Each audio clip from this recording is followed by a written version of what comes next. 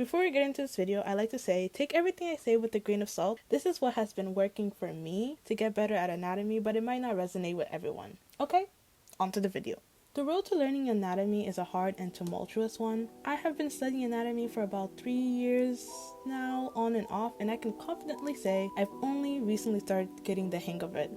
The biggest thing that stunted my growth was the fact that I didn't know the difference between studying and practicing anatomy. I would find poses and just start drawing, thinking that it was building muscle memory, and maybe it was, but I wasn't really learning from my mistakes and making significant improvements. So when I figured out that I needed to do studies and practices separately, it was a big game changer. When doing studies of anatomy, I think it's important to learn the landmarks of the body, such as the clavicles, sternum, shoulder blades, pelvis, as well as the joints. Once you got that covered, they will really help you in placing your guidelines. After that, you can move on to practicing identifying them in the model of your choosing. Of course, when you're a beginner, you're not really confident in drawing the actual skeleton, most likely, so that's where you can simplify them with 3D boxes. I'm assuming that you guys already know how to draw 3D boxes and have at least some basic knowledge of how to rotate them or draw them in perspective. If you don't, I suggest learning that first, as it can be really handy when drawing dynamic poses. If you don't know where to start, I think Draw a Box is a great place for some fundamental lessons on 3D shapes and perspective, constructions, and so much more.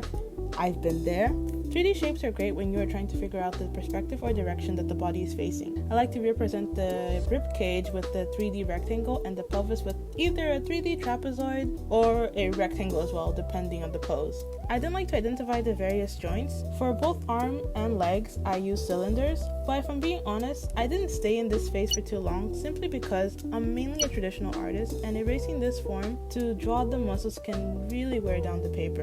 But this is still a very important step because once you practice this method a few times, you'll naturally start to see it in your head without having to draw it. Some tips to get started: trace the shapes on the models that you are using to your app of choice, such as Procreate, Clip Studios, Ibis Paint, etc. But if you're a traditional artist, it's a bit more difficult, but you can always print a bunch of images to practice on. If you don't mind, you could use a 4B or higher pencil and trace directly on the screen. I don't recommend that if you are sharing your device with other people, but you can always erase it after you're done. I have to admit, despite having an iPad, I might still do that sometimes. The next level is to add more structure to our simple but helpful boxes. Now we mimic the shape of the rib cage a bit more closely and make sure to indicate the clavicle and sternum because it will give you a better direction of how to position the torso. For hands, drawing the idea of it is simply enough, at least for me. I like to practice all these parts separately. The same goes for the head and feet. I never stress too much about them when doing full body drawings. For the head, I typically just follow the outline of the model and draw across to indicate the direction it's facing, and that's good enough for me. It's important to note that when thinking about proportions, the average human is about 1 head times 8. Well, that's just the standard. Obviously, people come in different heights and proportions, but this is just an easy trick to remember when starting out. A book that does a really good job of explaining this is Andrew Loomis' Figure Drawing for All It's Worth.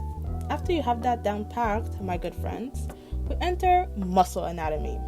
Once again, I must be honest, I pretty much skipped this part. I know I shouldn't, but it's very difficult. I don't think memorizing the name of each muscle is very important, but maybe that can help you recall where each muscle is located when drawing. I personally don't study this too much. I know some of the muscles of the arm and of course other parts of the body, but I'm completely lost on the muscles of the leg, and that might be one of my problem areas. But the way I overcome this is by studying sculptures.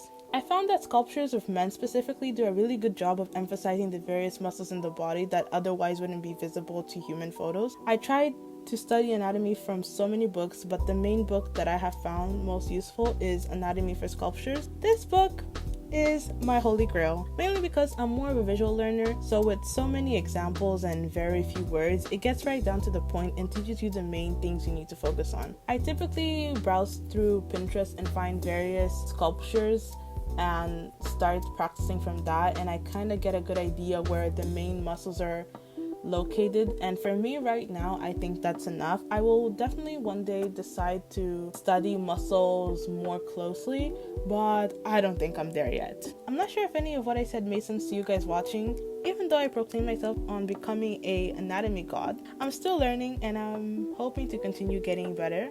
The biggest tip I can suggest to you guys is to do studies of the human body and then find references to apply what you've learned. If you don't know where to find references, I think Pinterest is a great place to start, but a website called Line of Action is also really great for time practices. They offer other really great categories to practice from. Also, don't think that just one video or one book will magically make you an anatomy god. Before I found Anatomy for Sculptures, I went through so many books, and while none of them really grabbed me the way that Anatomy for Sculptures did, I feel like I did pick up certain things from each book. In the beginning, I kept falling for those learn anatomy in one day and always ended out disappointed. Art is an amalgamation of various things you've learned along the way, and that takes time. I often beat myself up for not improving faster, but recently I found an older sketchbook from 2021 of mine. I wrote down some of my frustrations with my slow progress and gave myself a little motivational quote. Practice doesn't make perfect. Good practice makes perfect. Then, in 2023, I went back to it and wrote, good practice makes improvement, which I had completely forgotten about, but that really brightened up my day. So, if nothing else, I hope you guys can take that from this video and hopefully it resonates with you a little bit and it's what you guys take on your art journey. Thank you so much for watching, and I can't wait to see you on the next video.